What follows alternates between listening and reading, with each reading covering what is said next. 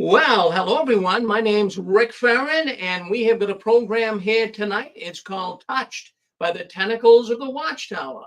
And if you're listening in here for the first time, don't go anywhere. And I'll tell you why. If you're a former Jehovah's Witness, or maybe you're just wiggling your way loose and you want to find out what other people are thinking about the Watchtower, well, this is the place to be because this is the only place where you're going to have people calling in live and giving their concerns of the Watchtower.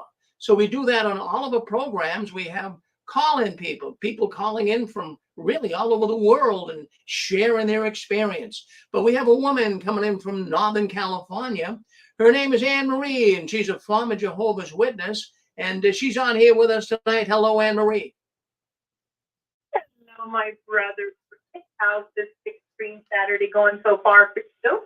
Well, Saturday is my favorite day of the week. This is when we really get a chance to really examine what other people think on how they've been touched by the tentacles of the Watchtower. It's like a big octopus, right? And it reaches out and it touches people in so many ways. And I have to say, not in good ways. There's not too many good things I can say about the Watchtower, but I mean, most of the things and most of the experiences that people share here on the six screens have to do with negativity, critical thoughts that come up when we're all locked in that crazy organization. Absolutely. I mean, I don't know about you, but I just felt every single second, no matter where I was, no matter what I was doing, Jehovah's watching me. I don't want him to get mad at me. Is this wrong? Is that wrong? Oh my God. Yeah, well, that's why I believe the subject we'll be discussing tonight is, did you have an over guilty conscience in the Watchtower? Did your conscience go a million miles an hour? Were you always feeling guilty? You were never doing enough? Or maybe you were bringing reproach upon Jehovah's name? Well, that's how many of us felt. I had an overworked conscience. It was terrible. I'm so glad that I'm free from that organization, that they could make a person snap. They really could make a person feel so guilty that they could just not even function anymore. I think you'll agree to that, Anne Marie. Oh, no doubt. Absolutely. Well, you go ahead and introduce your program. I'm here if you need me. Thank you so much, my brother. I hope you're going to be the icebreaker if I need you. Thank you. I do want to welcome everyone in, everyone who has been in the Watchtower, everyone who might be at PimQ physically in the Watchtower, but mentally you're questioning. You know something's wrong. You know you have questions that you wish you could just get answers to, but you know you better not open up your mouth or you'll be in trouble. We want to welcome all the PMOs. Those are the ones that are physically in the Watchtower, but mentally they are awake. Mentally they are out of the Watchtower cult. Mentally they know that the truth, quote unquote, is not the truth, and they know it's not God's anything. And we welcome all the POMOs, those who are physically out and those who made it mentally out. So great to not have to play the game and play the Watchtower script and live according to the Watchtower script and do the Watchtower two-step and make sure you say all the right things and have that smile on your face all the time. Welcome, welcome, welcome to everyone who wants honesty and support and understanding, where you can come here and speak freely. This is the six screens of the Watchtower. The program is touched by the tentacles of the Watchtower. And as Rick said, we were all touched. Some of us were smothered to death. Some of us are still trying to get some of those suckers off of our bodies.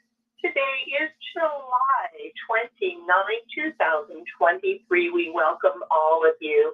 And as Rick was saying, our subject today basically is the Watchtowers controlling our conscience. How did the Watchtower constant admonitions, don't listen to that debasing music, don't watch that TV program, don't talk to those people, don't listen to that website, don't go on that website, oh, don't talk to anybody who might disrupt your faith. Of course, with always faith in the Watchtower. How did Watchtower when you were in control your thoughts, your conscience. You know, we were actually programmed to monitor and to police not only each other, but ourselves. Anybody have any opening comments on that idea, how the Watchtower maybe controlled your conscience in the Watchtower? Star 6. I can think of a few. Go ahead. Anybody want to speak up?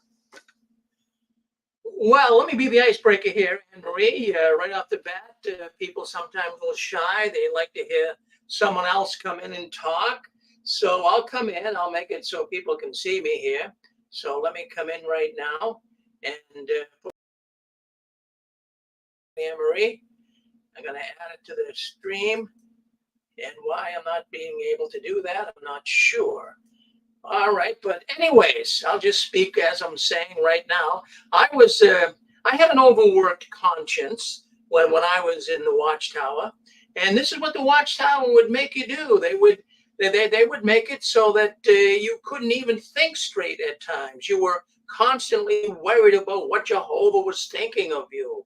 And that's a terrible way to have to live, folks. And we all experience that to some degree, I'm sure. But to give you an idea, I was a good Jehovah's Witness. I wasn't really called into the back room. My family was exemplary for the most part. People in the hall used to tell me that. And, we kind of walked the line. So I really had an overworked conscience. And as you people are listening in, I'm sure you did as well. But the Watchtower made you feel so blood guilty. There was something that we seemed to be put in a position that we were responsible for other people's lives. And if we didn't go out in service and spread the good news of the Watchtower, then we could be held guilty. We could be held accountable for people dying at Armageddon. And that's a terrible feeling to have. Imagine every day you're thinking of that. You're saying, gee, I should have really witnessed to someone today. Maybe that person would be saved. Maybe that person will die because I didn't have an opportunity to witness. These thoughts ran across my mind, and they ran across your mind. And then I got thinking, wow, being one of Jehovah's Witnesses, we have to be exemplary. We have to make sure that we don't get speeding tickets. So let's make sure we go right according to the speed limit. We want to make sure we don't run red lights. We want to make sure that we get our car inspected on time. We want to make sure that our emissions in our car is perfect. All of this stuff. And it'll put added pressure on you. And even, let me make sure that my tires are all in good condition. What if I'm out in service and I get in an accident because I had a blowout? I mean, all of these things run through your head because the Watchtower does that to you. And I mean, you can really become obsessed. And this idea of blood guilt, let me tell you, I'll share my story with you, and I would love to have you guys come and share your stories as well.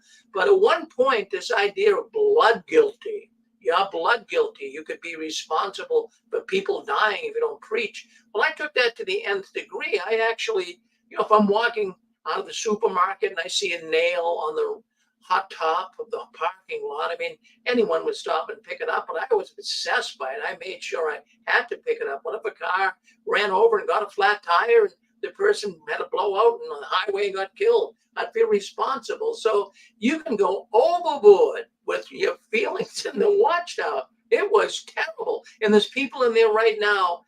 I know that they're suffering from all kinds of mental conditions, even physical conditions. If you feel guilty, I know a person that I know that person got Crohn's disease, which is a stomach disorder because of stress. I know she got that because of having to go out in service. People suffer from what they call it the witness disease, fibromyalgia, lupus, all of those diseases that are hard to detect, but doctors know something's wrong. Many witnesses suffer from that, and it's because of being over guilty. It's because the Watchtower overworks your conscience. So I'll tell you, near the end of me getting out and figuring out that the Watchtower is nothing more than a dangerous, destructive cult, I did this. I took my conscience out to lunch and I shot it. Now, that's not to say that I don't have a conscience or a moral compass anymore. but I tried to flush everything out of my mind that blasted organization put in there to make me feel guilty. I feel 1,000 times better today, Anne Marie, and I hope some other people can share their stories too. Oh, and I do as well. And I really appreciate what you were saying, Rick, about feeling blood guilty. And is there anyone wants to comment *6? Otherwise, I will comment on what we're saying. Anyone feel free to have a question, a comment, share a story, *6. Okay, I want to, 207, did 207? Okay, no, okay, let everyone go. Go ahead, Anne Marie, go ahead and speak up and we'll get the people in here.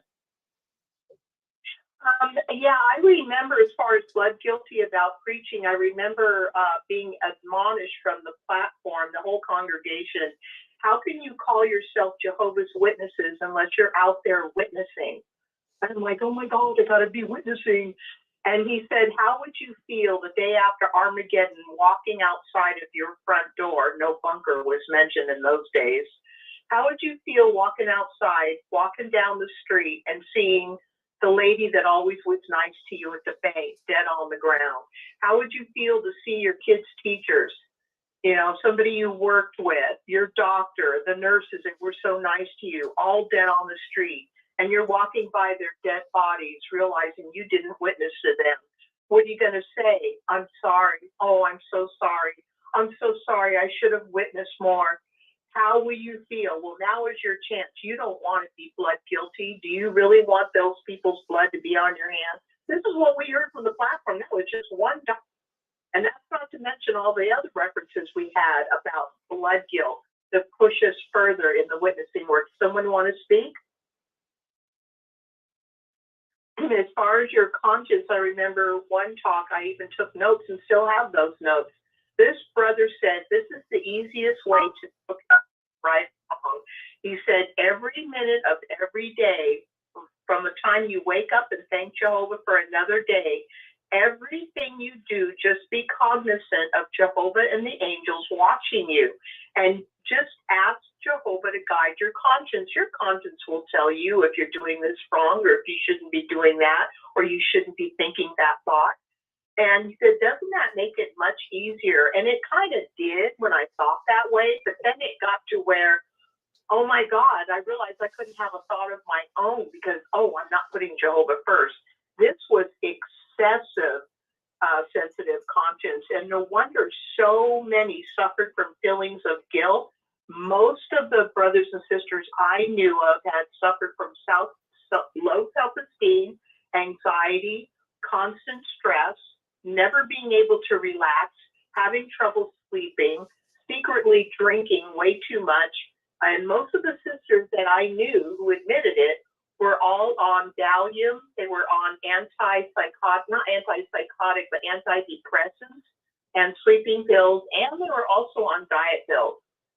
So that's pretty bad. And I heard that was the pretty common way how they all were coping. Would anybody like to share a thought or how they dealt with overly sensitive conscience in the Watchtower? Because remember, Watchtower uses three main tools besides their emotional blackmail tool of you ever step out of line and are ever disloyal, we disfellowship you, you're going to lose all your friends and family. But they constantly use fear, shame, and guilt. Go ahead. Anyone want to speak? Oh, let's go with 615, area code 615. You're on with us. Go ahead. All right, let's move down to 978. 978. I believe that's you, Susan. Okay, go ahead. Yeah. Right. You know, Anne Marie, what she just said, I want to say ditto.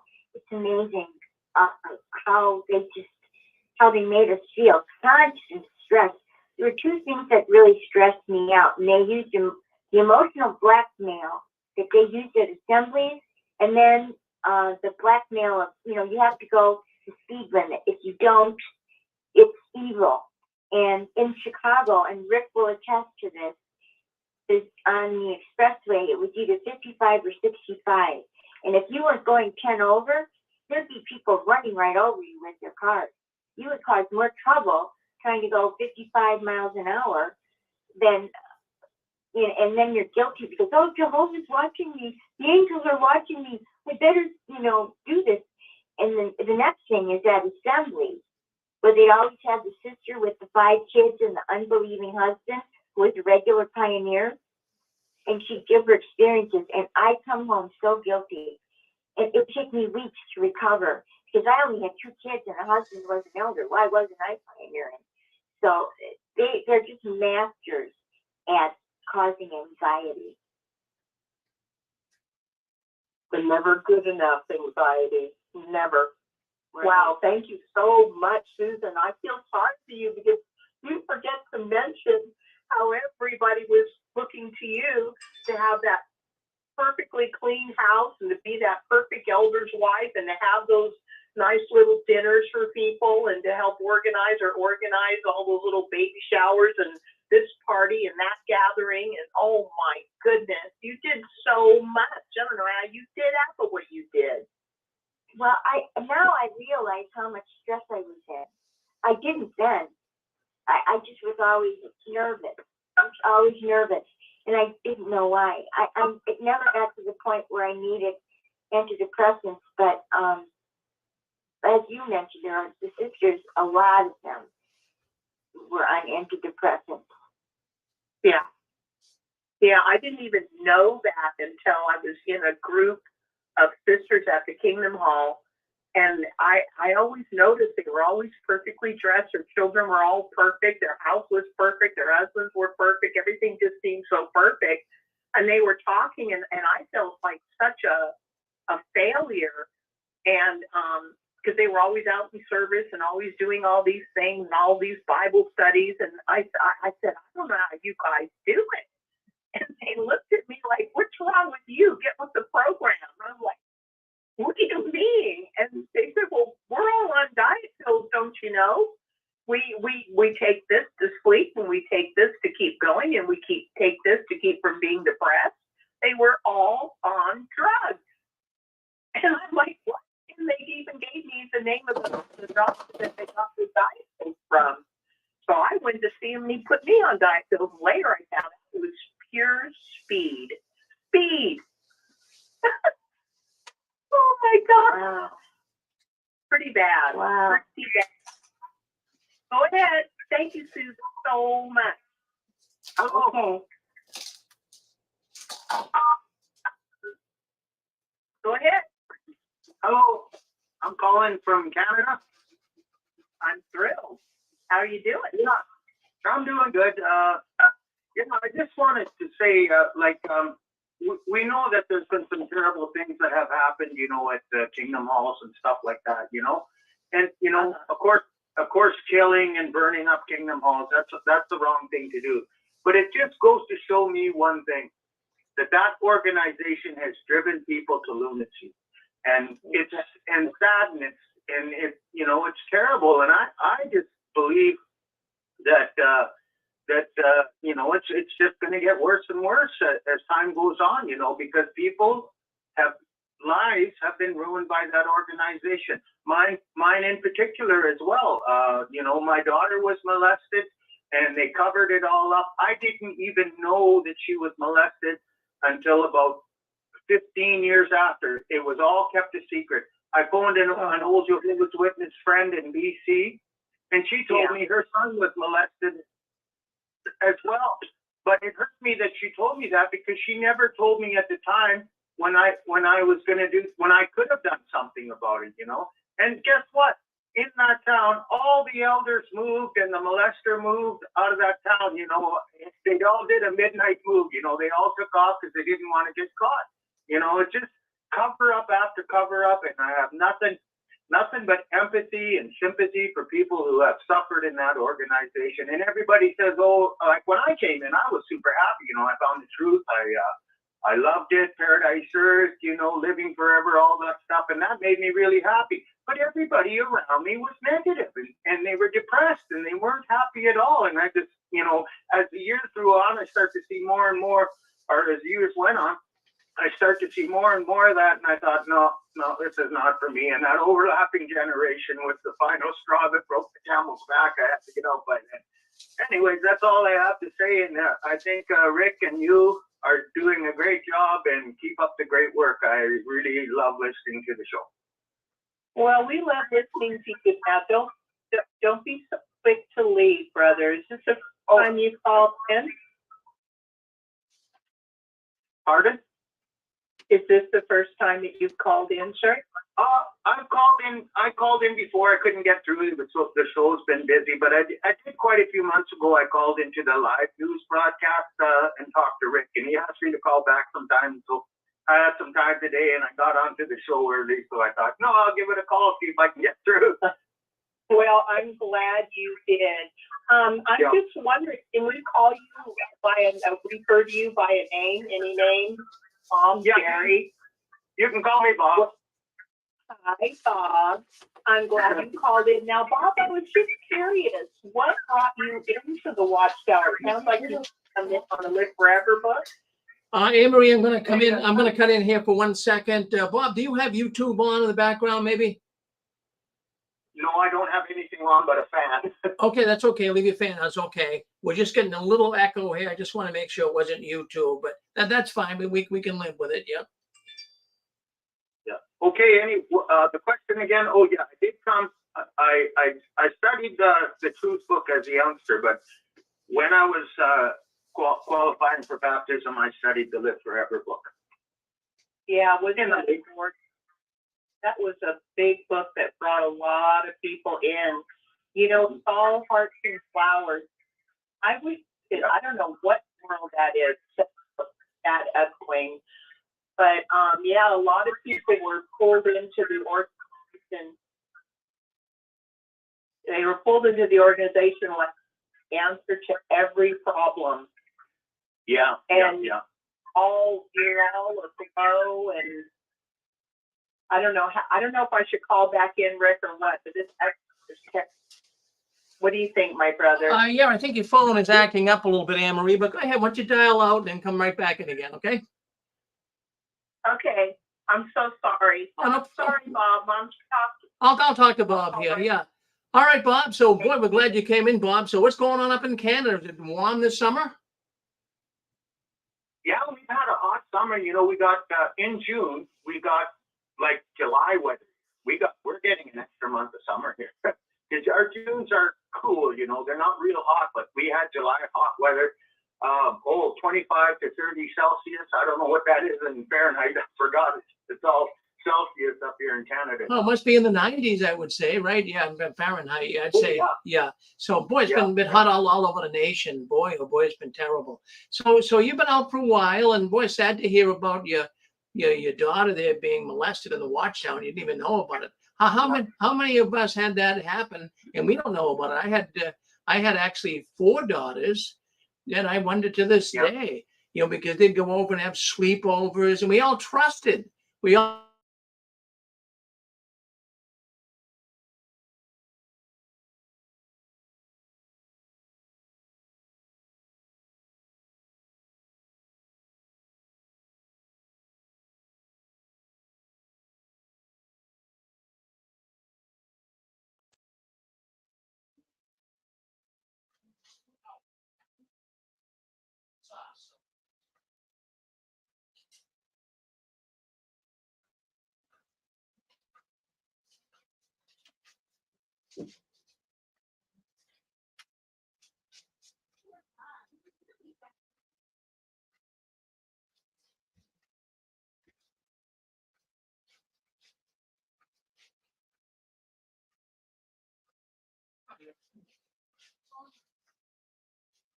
What phone are you on? Yeah, man.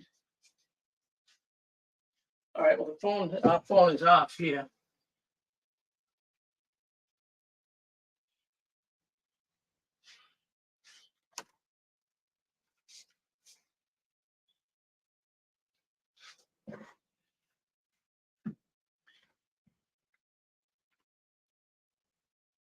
Well, can you hear me all right? I think you probably can if you're still on. We lost our phone contact here. We had our electricity go off, so that's been going on here. Sorry to say.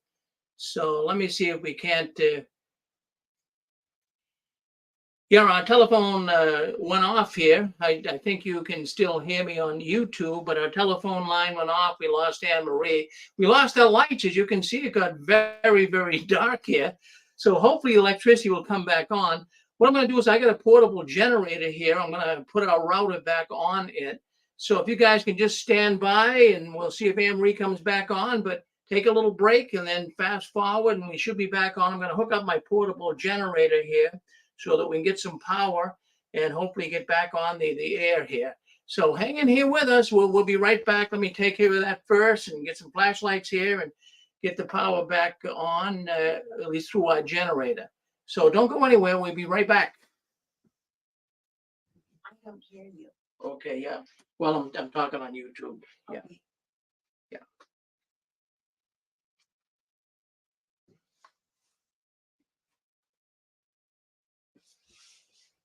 All right.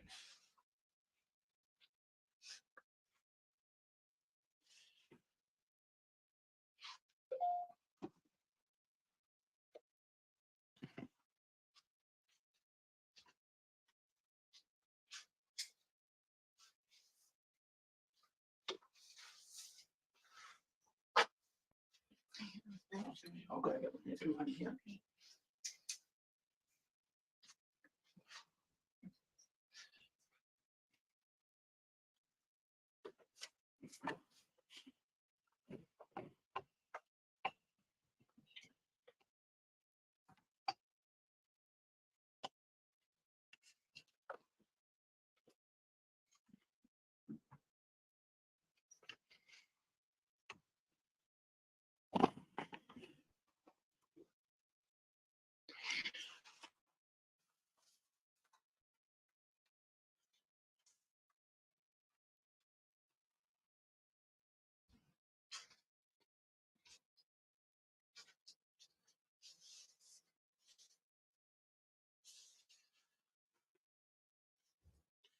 We lost contact here. We lost power, folks, but hang in. We should get these programs back up tonight. I'm hooking up a portable generator so we can continue with our program, but we lost all power, our telephone line.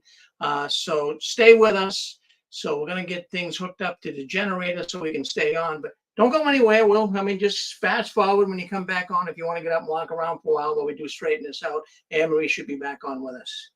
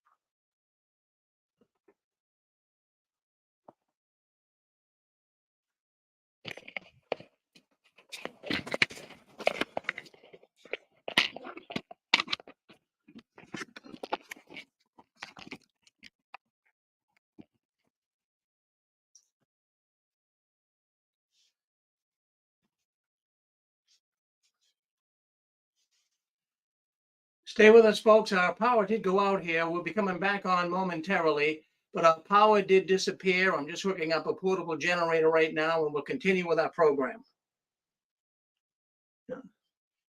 Trying to get back online here.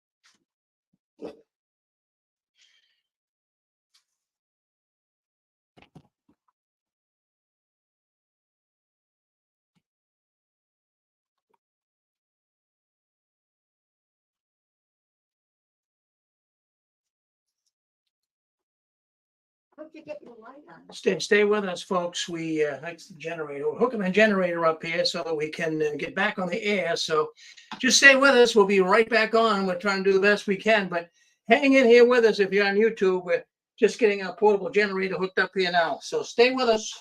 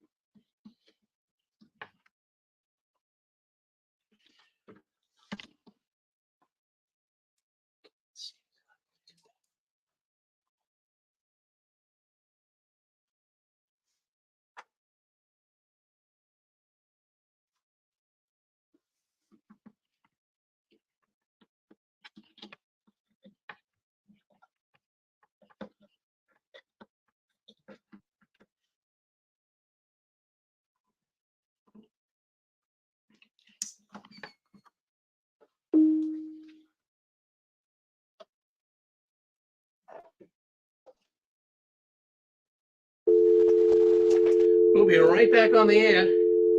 Hang in with us.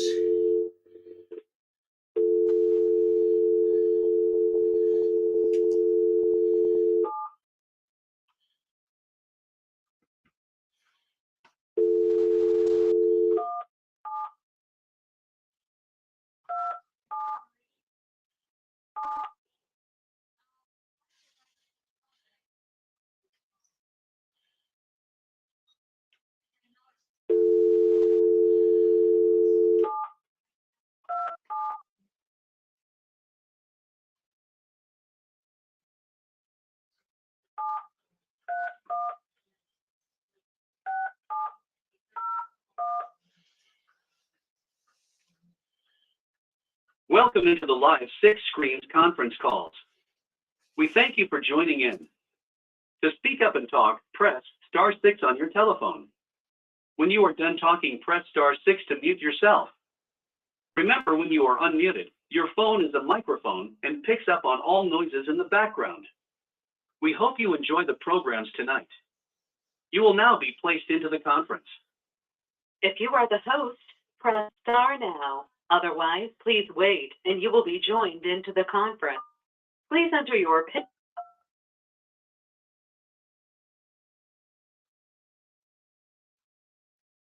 Your input is invalid. You entered 6-2. Please enter your PIN.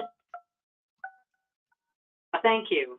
There are 12 participants in the conference. Recording did not start because your storage is full. Please log in and delete recordings or purchase more storage from your account.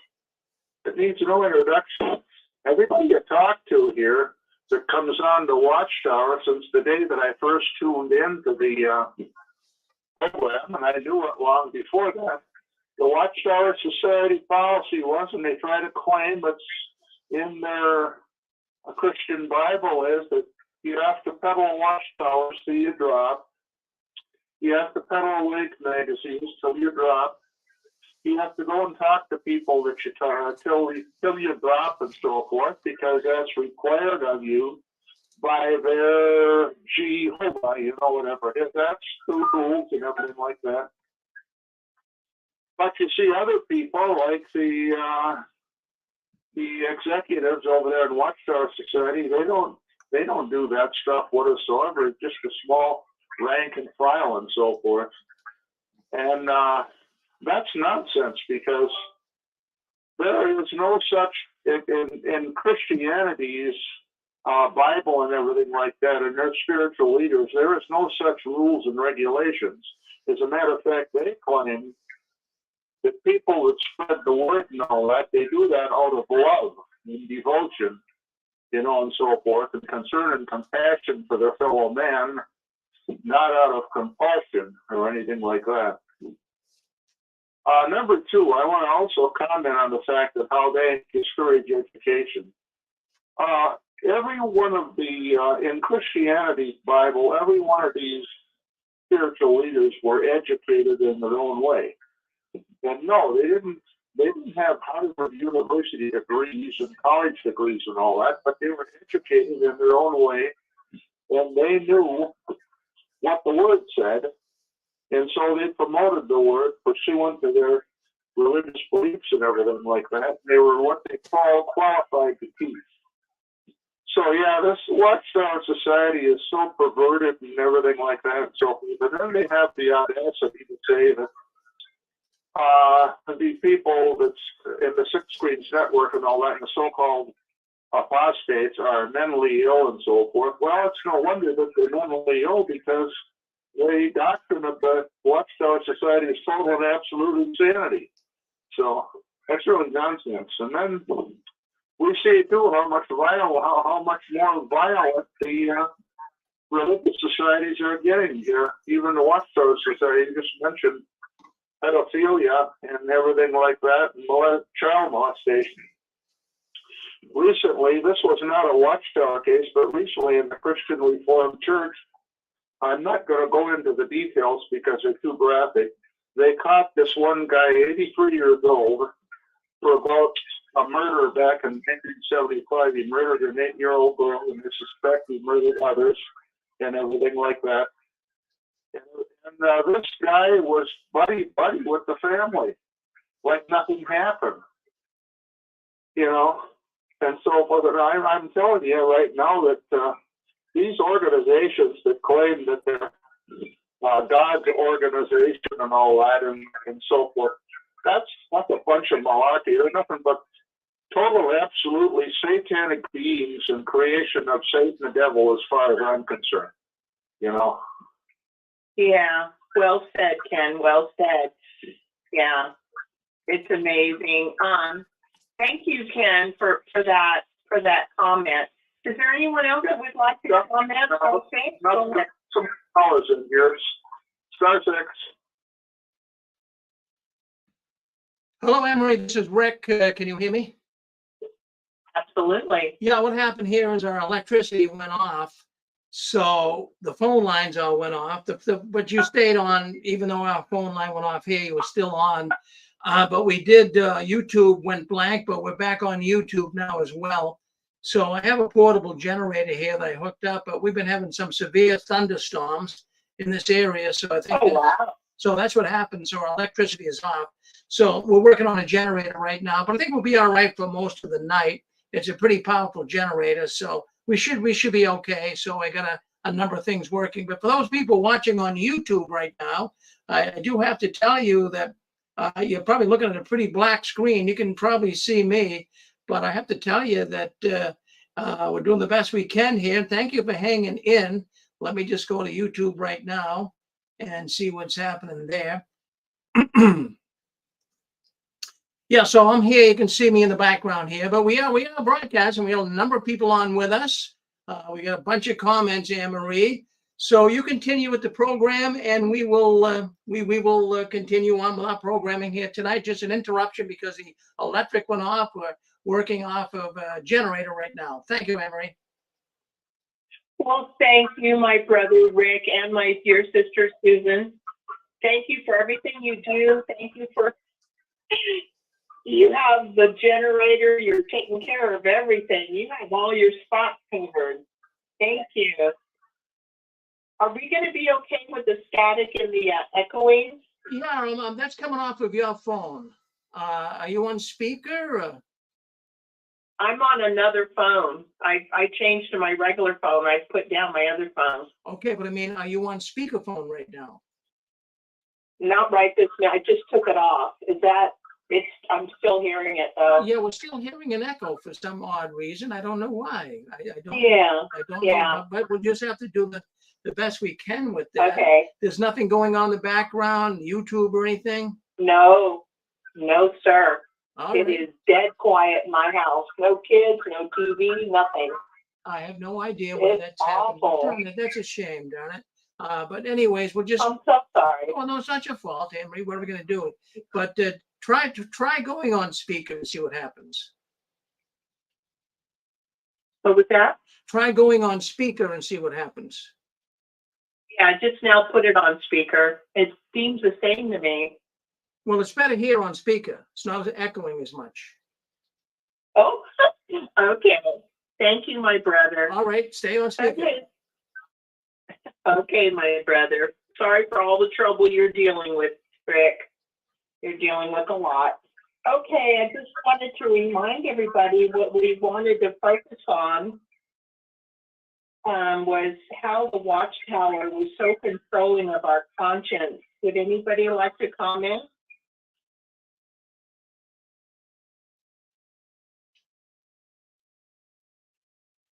Am I on? And go ahead, dear. Oh, wow. This is good. For a long time listener, first time caller. This is pretty cool. All right. Thank you for calling. Yeah. No, I left Jehovah's Witnesses in 2020. And the control is unreal. But I really had a question, a little off the subject for you or Rick. Rick, you were in Bethel. Did you know somebody named Alan Schuster? Oh no, I was never a Bethelite. No. Oh no, but you've been there before. Oh sure, yeah. I don't know Alan. That's No. cool. Yep. Well, I think he's the president of the Watchtower and Bible Tract Society. But he's my uncle, and I've known him for a long time. My family was Jehovah's Witnesses for like 4 generations before I left. Wow. What got you to leave? May we ask what caused you to leave and how long you were in there? I was born and raised, and I left a couple times, and I came back a couple times. But this last time, it was just too much control, way too much control. Trying to control your life, every decision you make, who you can date, who you can marry, just what you can look like, what you can, it's just too much. It's all too much.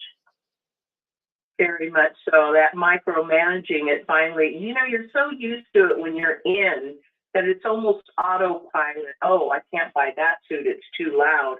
Oh, no, look at that tie. That says this or says that, and we need to tone it down.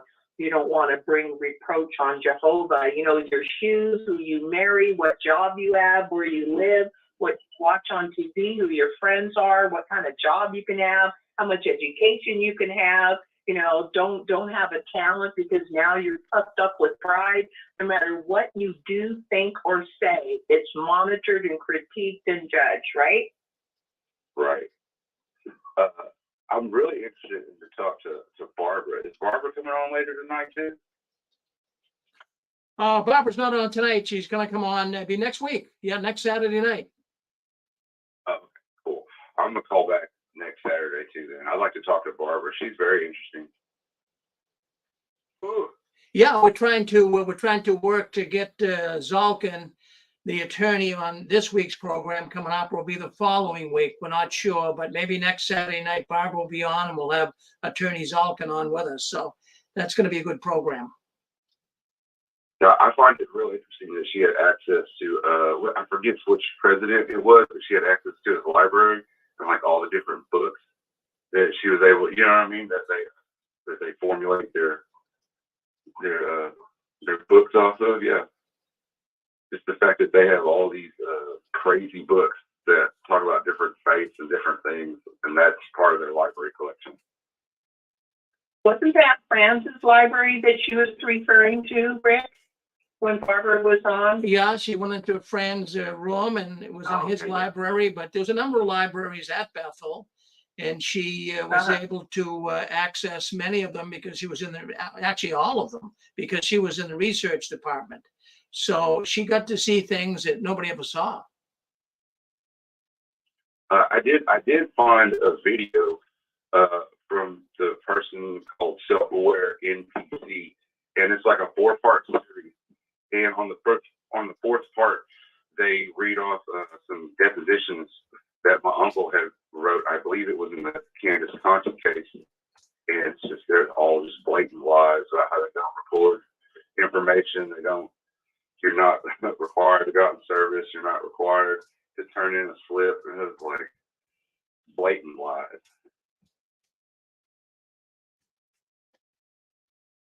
How are you dealing with being out of the Watchtower, brother? If you said you were born in and raised in it, does that mean you lost your family, or do you mind sharing any of that? Yeah, for the most part, I lost my family. They still talk to me a little bit, but yeah, for the most part, I lost all my social structure and all that. So you pick up and you move on and you form new relationships and you formulate new ideas. And I very much, I feel like thrived under the freedom, because now everything's so limitless. I can do whatever I want. You know, I am so happy for you. There are those that just don't have that relaxed, grounded attitude that you seem to have, you know, so logical. A lot of people in Watchtower used to say, oh, you just want to be outside the truth so you can be free to sin and all that. And you know what? It's just not true. It's not true. It's just that we just want to be able to breathe without permission and constant direction. Well, I'm over here in Arkansas, on the Arkansas and Texas border. And I mean, everyone I grew up with, all of us left. There's probably 2% of people in my age range that are still actually Jehovah's Witnesses. Most of them are over the age of 55. It's just, you can tell everything's dwindling. Yeah, the Kingdom Halls here now in your super rural areas, they're still pretty packed on Sunday. But the closer you get to bigger cities, the closer you get, it's a lot of empty Kingdom Halls with, 13, 14, 15 people in there on a weekday, and maybe, double that on a Sunday. But you can tell everything's kind of consolidating. Yeah. It seems that even though they've been selling off Kingdom Halls and doubling and tripling up congregations, the actual membership or members at one meeting still seems to be insanely low. Wow. They had a convention that my parents went to in Shreveport. No, it was in Bossier City, Louisiana. And I think he said, how many they got baptized? I think it was like 32, which I thought was a lot. But it's really not when you got 3,000 people. Yeah, and when was this convention that you're referring to? I think it was 2 weeks ago. Okay, so this year. Oh, okay. Yeah. Wow. Yeah. And did your wife come out with you? Who? Did your wife come out with you? No, I'm divorced. Oh, I'm sorry. Well, in a way, maybe no, listen, getting divorced was so it kind of coincided with leaving the witnesses too, because I was just like, man, it just wasn't going to work. Because the more I started, like, once I left and started doing research and on YouTube, and I'm finding all this stuff out, it like utterly, completely consumed my world for maybe 6 months. And that was kind of like the end of the relationship. But that was okay. It was okay because, I finally learned the truth. Well, good for you. You learned the truth about the truth. And once we wake up, I swear, it's just like Neo. Did you see the original Matrix movie? Yes. With Keanu Reeves? Yes. You remember when he first woke up and he realized he basically was a battery. He realized that this is reality, not what he thought was real. And when you first wake up and you're looking around and you see the insanity, the lies, the hypocrisy, the unrealistic expectations, the control, the guilt, the fear, the micromanaging, and you see it all and you realize this is not what Jesus died for. This is wrong. This is being enslaved to a man-made organization under the tyranny and control of their coldness and any whim that they have to either get rid of you, shame you, or elevate you. You know, it's all at the whim of man and their hormones and their egotistical maniac ways, whether they're narcissistic or whatever. And you wake up, but then when you look at everybody else and you're thinking, how can you not see it? But we can't. We can't help them to wake up. They don't want to wake up. They like keeping their head buried, I guess. So I'm glad you're out. So your life is better, is it? It feels better. I feel free. I'm friends with a few ex-Jehovah's Witnesses, and we all kind of, you know, just talk to each other about it. Sometimes a little bit too much, where we cancel everybody else out. Like, oh no, I'm on my ex-Jehovah's Witness rabbit hole bullshit right now. Y'all leave me alone. Yeah. There's a whole group of us sitting around right now listening to the program. Well, I am so glad. Will you tell your fellow friends and our fellow ex-brothers, well, I won't say ex-brothers, but sometimes I refer to us, all of us, as Watchtower refugees, because it's just like we were in.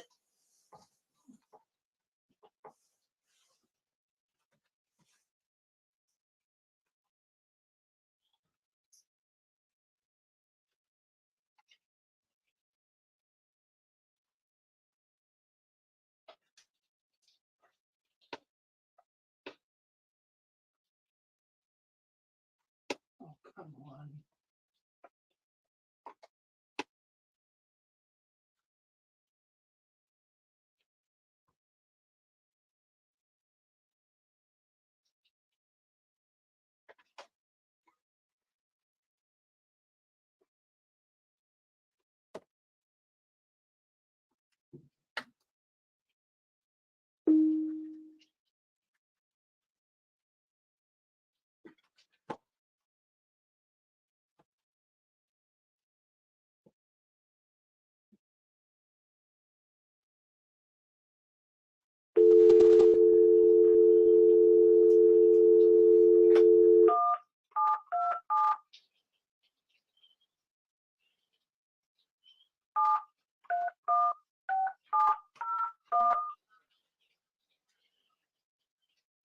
Welcome into the live 6-screen conference calls. We thank you for joining in. To speak up and talk, press *6 on your telephone. When you are done talking, press *6 to mute yourself. Remember, when you are unmuted, your phone is a microphone and picks up on all noises in the background. We hope you enjoy the programs tonight. You will now be placed into the conference. If you are the host, press star now. Otherwise, please wait. Please enter your PIN. Thank you. There are 17 participants in the conference. Recording did not start because your storage is full. Please log in and delete recordings or purchase more storage from your account. Real bad mind alteration to actually get a concept of this is all malarkey, you know. And then you do the investigating, you look in Google and you look for facts. But yeah, it's a tremendous weight lifted. But yeah, it's a whole other experience to look at life. It really is, and I really appreciate your saying that, because I never realized the weight that I felt, mental, emotional, spiritual, and I didn't realize that I never really breathed. I was always kind of holding my breath all the time, and I didn't even know it. And I don't know if you guys have ever listened to Mike and Kim on YouTube, their wife and husband that got out. Mike said something that I thought was so apropos. He said, you know, as Jehovah's Witnesses, we were treated just like mushrooms, kept in the dark and fed manure. Well, hey, Mike, if you're listening, let's do shrooms together sometime, bro.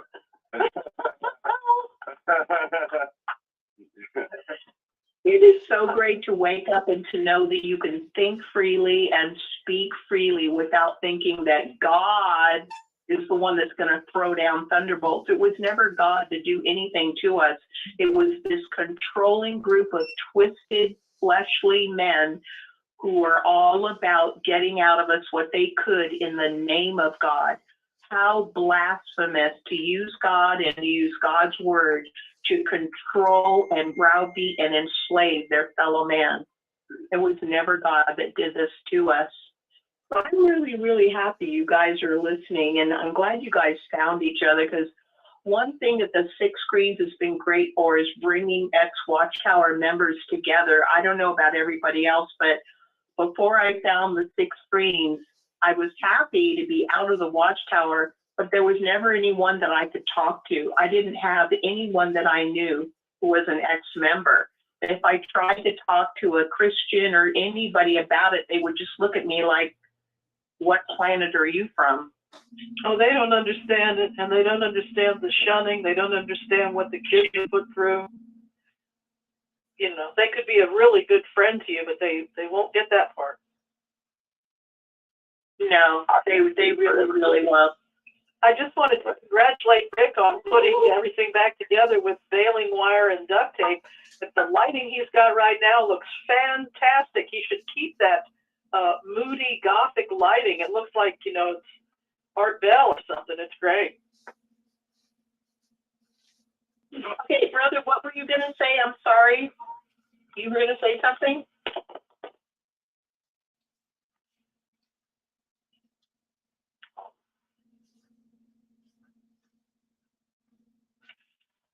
Would anybody else like to speak or share a thought? Ready? Hi, yeah, go ahead. Yeah, I've been listening to everything with interest and everything like that. And just a little thought here. I just want to let you know that recently, last week or so and everything like that, a bunch of the businesses are going to be in the state of Michigan are going to be suing the people of Michigan and everything like that because of loss of businesses and loss of revenue and everything like that. 40% of our businesses, and maybe more than that, have been lost because of the COVID restrictions and all that. Now, the Watchtower Society has destroyed many people's lives and everything like that by their doctrines and so forth. They claim that the ex-witnesses are mentally ill and all that. Maybe we ought to file a lawsuit against them too and all that, and get some restitution from them and some mental health treatment and all that. Everybody gets appointed a psychiatrist or a psychologist, VIA expenses of the Watchtower. And if the psychiatrist or psychologist says we don't need it, well then so be it. But we file a lawsuit against them for damages. I think it's a good idea, and that's something that the Six Screens Network should give consideration to.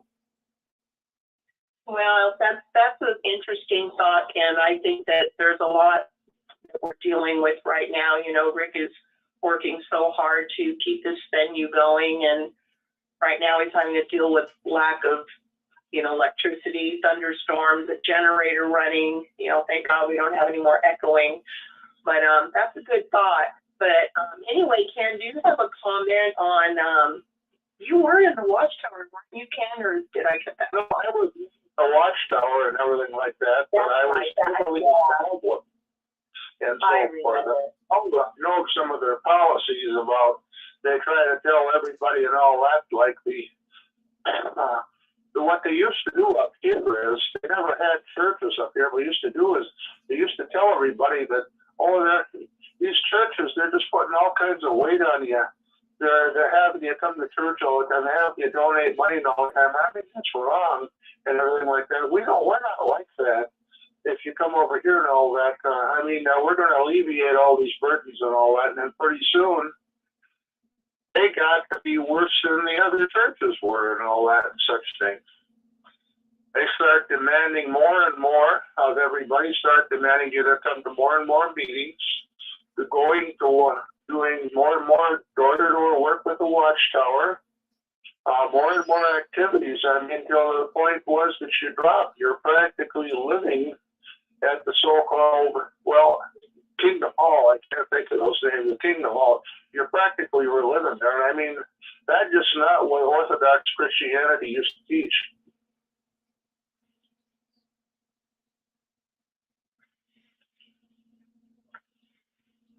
Hello?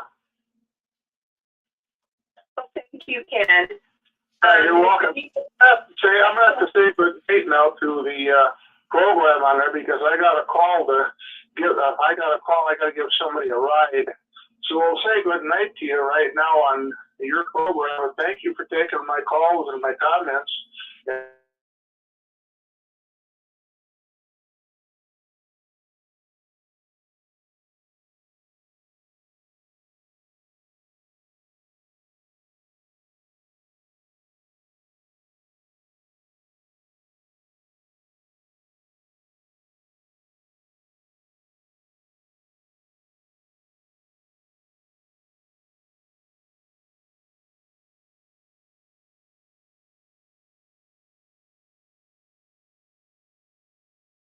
I've been giving some thought about what you said earlier about the mind, about the guilt and all that, and the more you think about it, the more it seems to me like when you were fully indoctrinated, it's like you're under a deep state of hypnosis. Because if you think about it, when somebody gets hypnotized, the first thing they do is they put them into this area that's comfortable.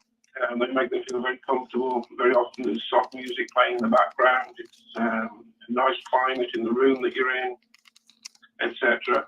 And when you start to hear the message that during the Bible study, they start giving you these lovely pictures of paradise, and they start making you feel comfortable. And of course, once they've done that, your mind starts to open up. And once your mind starts to open up, that's when they start feeding your mind. And of course, everybody's heard of the fog, fear, obligation, and guilt. And of course, it starts working on that straight away. And just like somebody who's under hypnosis, once somebody's under hypnosis, they will respond to suggestions. And, when you're indoctrinated into the organization, into the belief system, once you're indoctrinated in it, you get the fear, you get the obligation, you get the guilt. And once they've instilled that into you, you'll just act. You'll just act on suggestions. So when they make publications saying what you should and shouldn't do, you just go along with it anyway because they said you should or shouldn't do it. But then times when they can't say it for definite, you'll do it anyway because it's a suggestion and your mind is being controlled. But it's like being under a deep state of hypnosis. And, when you come out, I think it's very apt, the term being awake, because, you are literally awake from this hypnotic state. It's very similar. It's very similar, I think, anyway. Steve, I really appreciate your bringing that up. And I would like to go so far as to say it's not like you're under hypnosis. You actually are under hypnosis. Steve, if you look at it in just a purely logical, objectional point of view, you have normal, sensible, intelligent, sometimes educated people who can be absolutely changed from a normal person who loves their mother, loves their father, loves their husband, loves their wife, loves their children, loves their grandparents, and you get them under the spell of Watchtower. They were literally hypnotized. You get these people to turn on their own mother, on their own grandfather, on their own children. That is not normal. Further, you have these people not only doing it, but they do it actually believing with every core of their being that they're proving their loyalty to Jehovah. Letting their baby bleed to death for want of a blood transfusion, thinking this is what Jehovah wants. That's not normal. How can you do something and actually believe that you're right and everybody telling you you're wrong? They're the crazy people. That is the power of hypnotic and mind control. This is how they do it. They do it just like you said. They get your mind in a relaxed, receptive state. I got turned into a monster. I can't even believe how I treated my children, my own mother. I shunned her for years, and I to this day don't know why. They convinced me that my mother was evil, and I still don't know why. This is normal. Steve, what was your experience? What did you want to share? I'm sorry for interrupting. No, it's okay. No, it was just my observations on it, really, and what I thought. And like you said, you know, you mentioned earlier about intelligence. I knew some really intelligent people that were witnesses. So one or two were elders, and they were extremely intelligent people. I mean, one of them used to work for the RAF, and he gave it up. You know, he was very high up in the RAF. He was a very intelligent person, and you know, I used to look up to him. And you know, when sometimes I had the odd doubt or something like that, I think, well, you know, it must be right because this brother's very intelligent and more intelligent than me, and he believes it. So therefore, it must just be me not being intelligent enough. I must, you know, and so things I didn't understand, I'd look to these intelligent people and think, well, they believe it, so it must be right, you know. Yeah, but a lot of them are actually believed it to their own self. And even when their inner voice, this is a scary thing. I was brought up in this organization, and I knew at 13 something was very wrong. By 14, I knew I wanted no part of this organization. And 15, I left. I didn't care what my mom threatened me with. I didn't care how many times she hit me. I was not going back. And I got talked into going back after I had children. And the thing is, even though I had this voice in my gut saying, no, don't do it, don't go there, I forced myself to do it because the more that voice told me not to, the more the witnesses convinced me it was Satan. Satan doesn't want you to come back to Jehovah. Satan wants you to be in his world. Satan doesn't let go of his children easily. You know, so that convinced me more. And even in the Kingdom Hall, when I was praying to God to just not let me wake up the next morning because my life was just too miserable, I still wanted to be faithful. And that voice in the Kingdom Hall was going, get out, get out, get out. I thought, oh, it's Satan trying to get me to leave Jehovah. No, this is how strong and powerful their mind control techniques are. You have your own spirit telling you this is wrong, and you're convinced it's the devil. It's almost everything is the opposite, Steve. How do you feel now? Are you out of the Watchtower completely?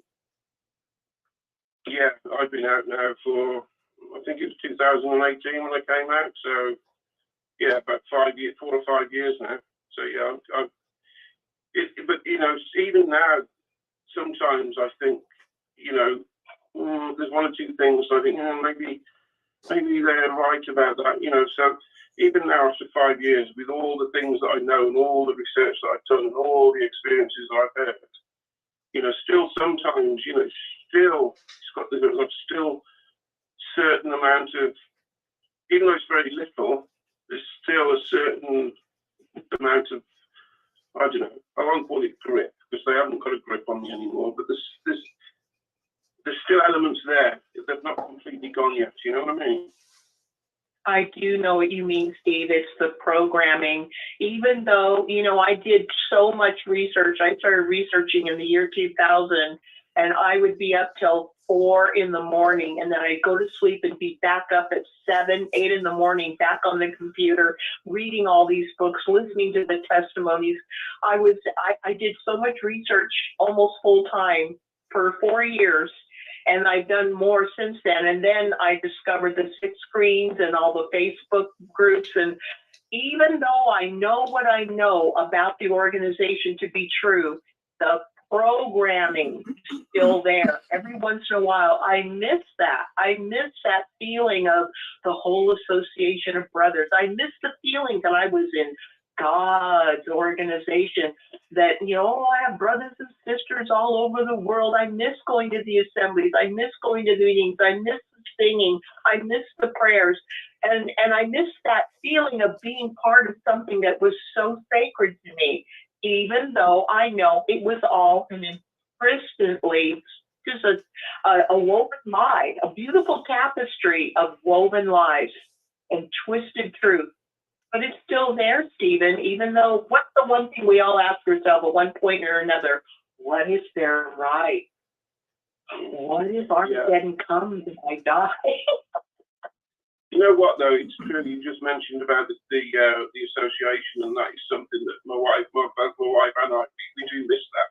We miss the camaraderie, and we miss we miss the brotherhood, because there's some lovely brothers and sisters. I mean, there were some awful ones as well. I mean, lots of people have had really bad experiences. I won't say we've had massively bad experiences. We've had negative experiences, but for the most part, we've got on really well with the brothers and sisters, and we miss their company, and that is a pull. And I think that some people might, apart from the theological stuff and all the terrible things that they're responsible for, without thinking about any of that, just the actual camaraderie. And that's why disfellowshipping is so bad, because it just rips that away from people overnight, literally. I mean, it just rips it away, it's just a terrible thing. I mean, they're doing a big, with the Kingdom Hall that my wife and I used to go to locally. They just had £250,000 to do the Kingdom Hall up. And I still talk to one of the elders. He still talks to me. He was my pioneer partner. And I was speaking to him the other day, and he was telling me that he goes up there 2 days a week. He goes there for the full 2 days. He gives 2 days of his time per week.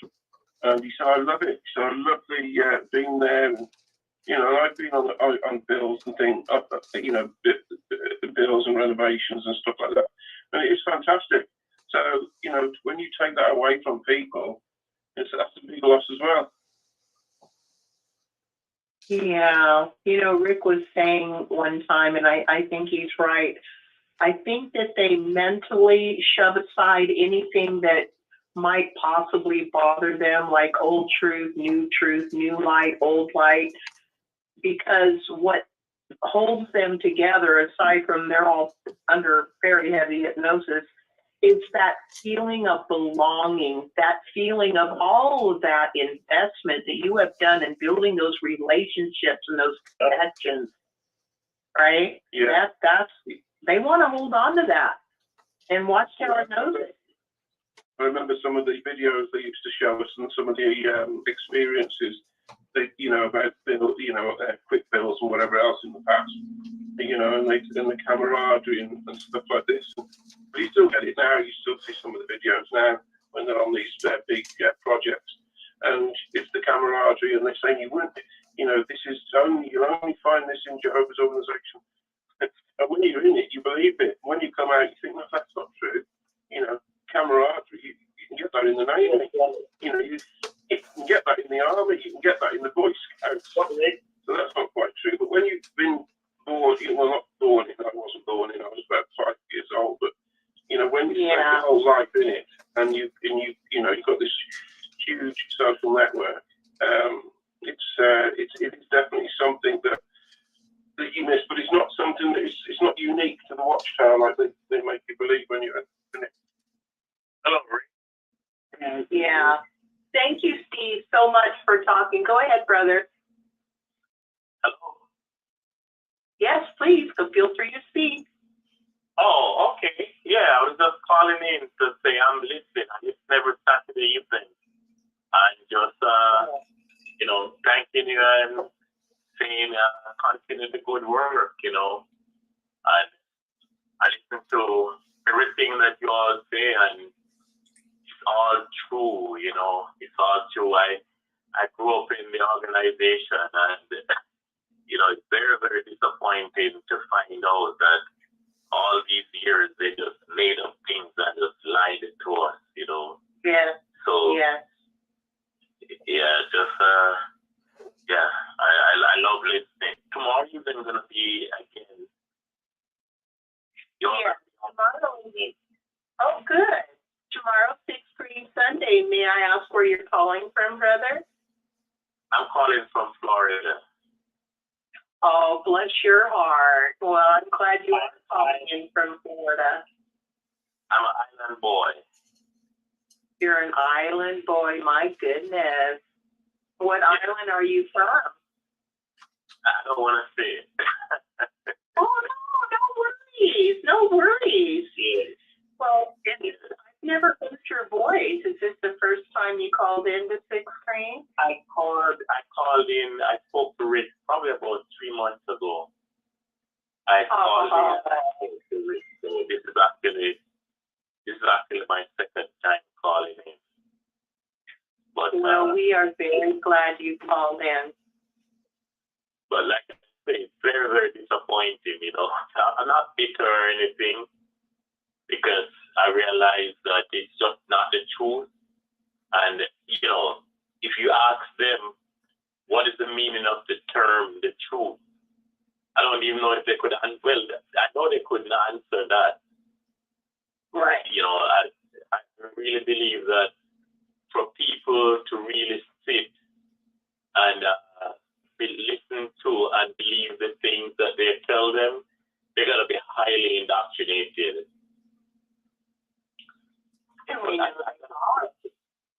Yeah, I got to say for myself, now I understand fully well why for many, many years it was so boring to me, you know, and just didn't make any sense.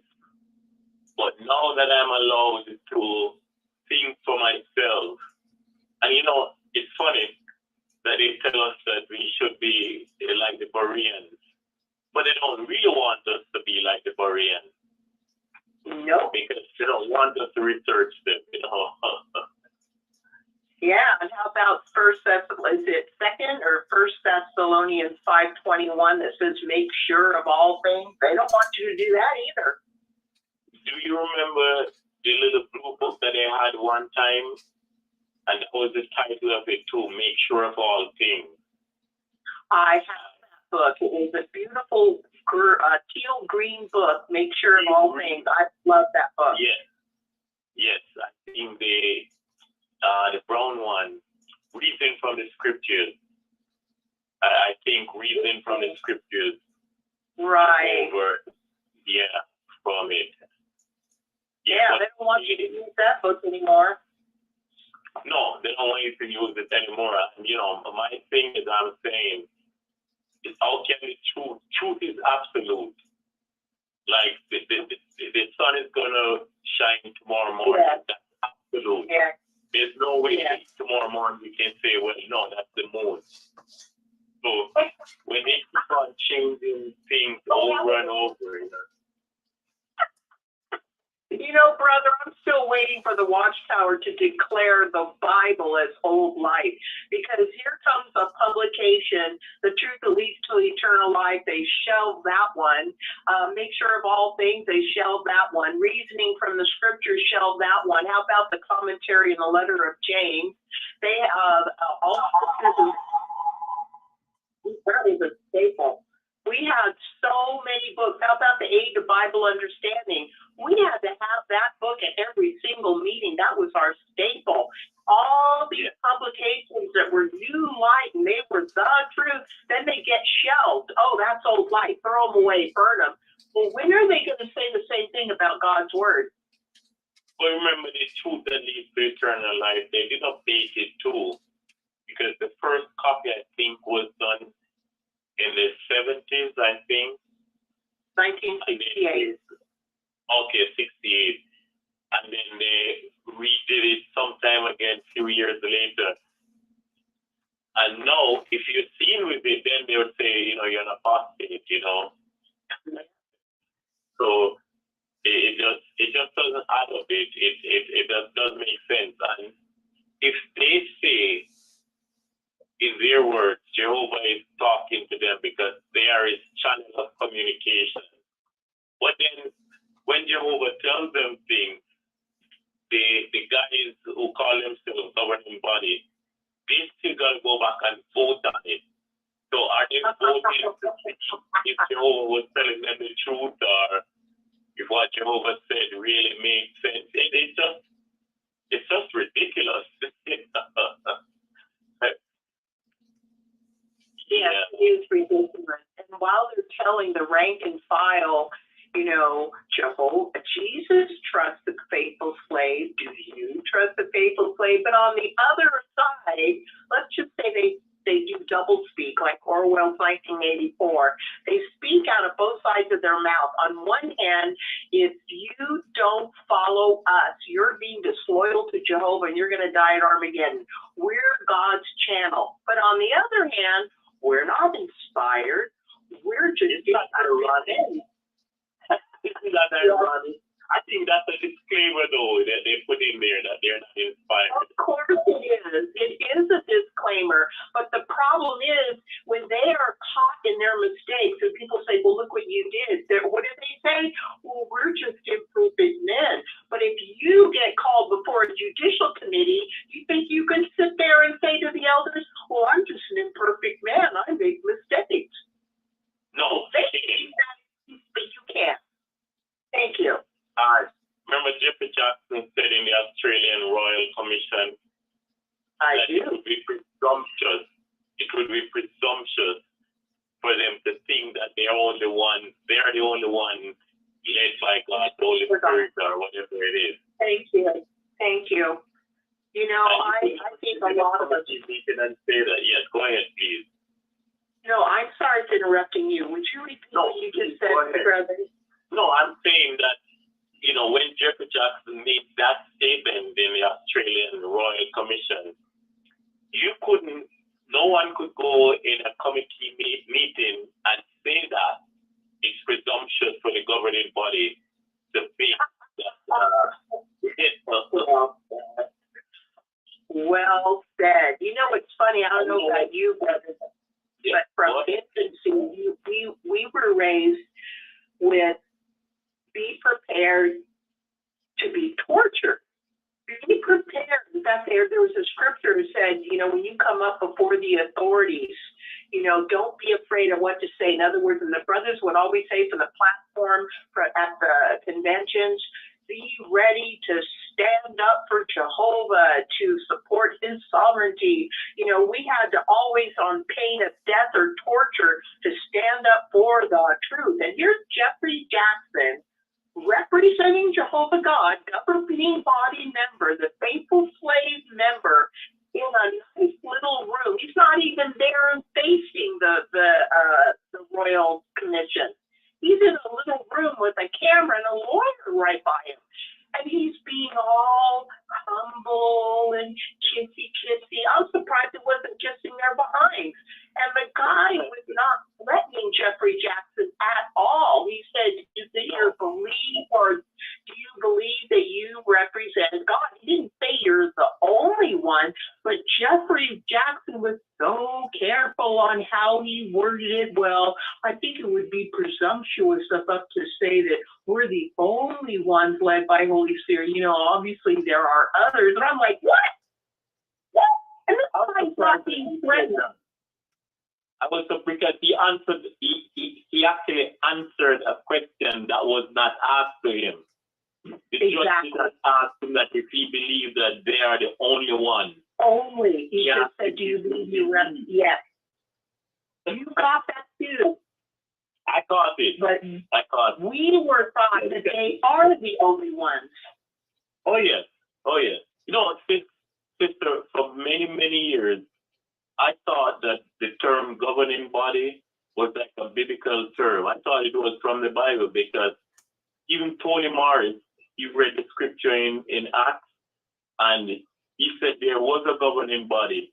And when he was reading the scriptures, he read the governing body in there, but it's not there. No. It's not there. And you know what's even more fun? Lots more fun. They now are intertwined, interchangeable, governing body, faithful slave, governing body. Okay, let's say they're the faithful slave. We look at Matthew 24, you know, and it's, I don't know what verses it is, but it goes from 40 to 45 or whatever. Who really is a faithful, discreet slave upon whom arriving the master says, well done, faithful slave, whatever, giving the food at the proper time. They always go to verse 47, but they never read verse 48, where Jesus identifies the faithful slave as actually being an evil slave. And the Watchtower hierarchy never acknowledges that. That's in the New World Translation. I have to stop 1 second, my brother, to ask our brother Rick how we're doing this. We have eaten way into his show. 1 moment. Brother Rick? Yes, Anne-Marie. On time, my brother? Yeah, what we'll do is let's go for about another, I'd say 5 minutes or so, and we'll end it. Just getting some things together here. As everyone has heard, we lost power.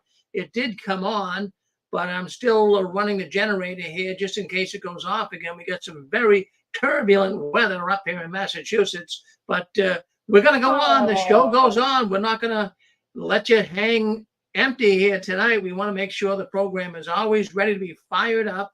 So it was good. We had a little practice run tonight, easily hooked up the generator. It took us about 15 minutes or so, but back on the air. So that's good. Okay, so we have about 5, 6 minutes. How long, brother? Yeah, go about, say about 5, 6 minutes. Yep. Okay, Let thank you, someone my else brother talk, Rick. sister. Let someone else come in. Oh, and I was Let enjoying someone you else. so much. Yeah. Okay. But I was enjoying you, my brother. I was just checking in with Rick, but I want to thank you for calling. I want to thank you so much, and I'm so glad you got out. Tell me something, my brother, before you leave. Do you feel that your life overall, despite the shunning and friends you lost, is your life better? Well, can I say, Jesus said, "You shall know the truth, and the truth will set you free." That's a pretty good way. You feel free. I feel better now just being on the streets, talking to people, running into people in the supermarket and just chit-chatting with anyone. And, I meet so many people that, they call me brother, and I say, yes, brother. I don't know them. They don't know me. But in the organization, you're only supposed to refer to the witnesses as your brothers, and it's so not true, It's so not true. Oh, you reflect my sentiments exactly. Everywhere I go, like you said, in the store, I love making contact with everybody because I really feel an infinity, a camaraderie, a connection with everybody that I didn't really feel in the Watchtower. And I think it's because down deep, everybody was kind of fake. And it's not intentionally fake, but because you always had to be like on. You always had to be presenting yourself as a proper Jehovah's Witness, right? Yeah, you're not allowed to be yourself, and that's one of the biggest problems with them. And that's why they even have so many marriage breakups, because a wife and a husband, they're not allowed to be themselves, they're not true to each other. They gotta be true to the organization, Oh, well said. Thank you so much for bringing up that point. No wonder the witness children are so miserable. They're not allowed to be themselves either. No, they're not. I mean, I wasn't allowed to be myself. I gotta confess now, that growing up for many, many years, I was not myself. I can truly say it's the first time in my adult life now that I realized that who I am and can be myself, and it's a beautiful feeling. Oh, absolutely. And brother, I really want to thank you for saying that because we never know especially the PIN-Qs, I worry about them the most. Physically in the Watchtower, but mentally they're questioning. I worry about them listening in and they're worried. Is this Satan? Satan's tricking me. No, you know what? Did you ever look at 2 Corinthians 3:17 in the New World Translation where it says, now Jehovah is the Spirit, and where the Spirit of Jehovah is, there is freedom?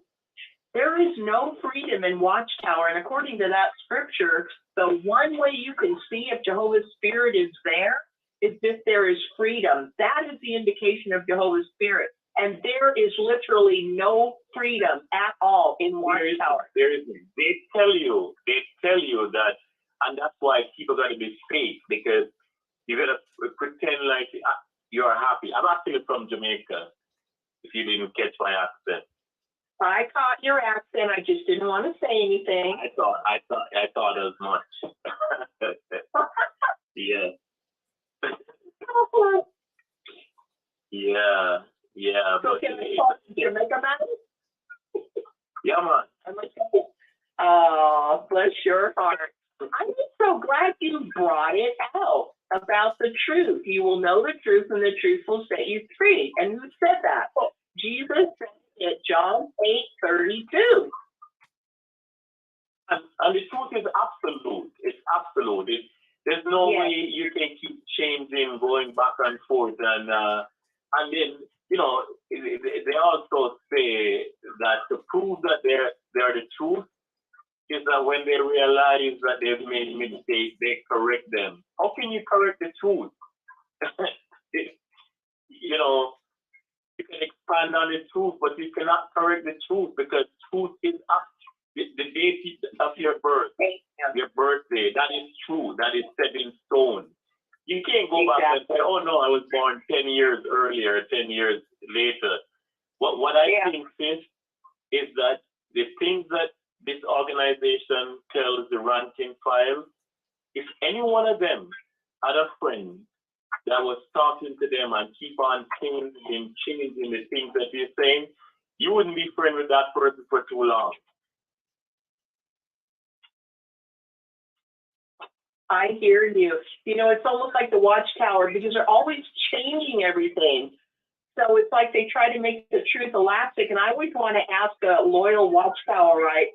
Maybe they have the latest brochure or remember that Return to Jehovah brochure that was like the biggest thing? Where is it now? I met a woman. I met two women at the card witnessing, and I told them that I grew up in the organization, but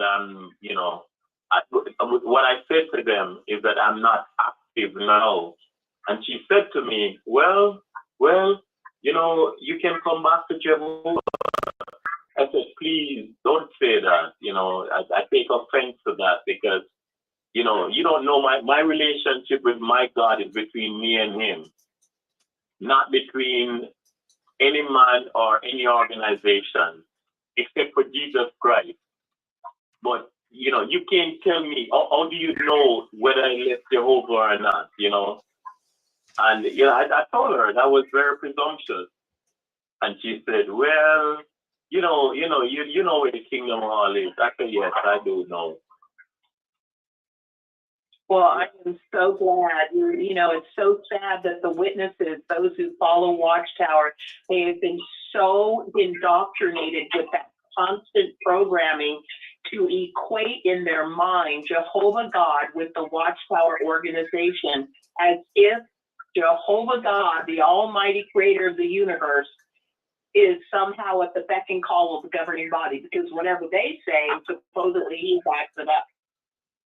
But do you notice I've noticed it from a few years ago that they've been quoted from the Watchtower, like they'll say, the Watchtower 1970, June 15, 1978 said, like they quote in the Bible, like the Watchtower is replacing, and I heard when you said earlier that you're waiting for the day when they will say, new light has replaced the Bible. That's probably where they're headed to,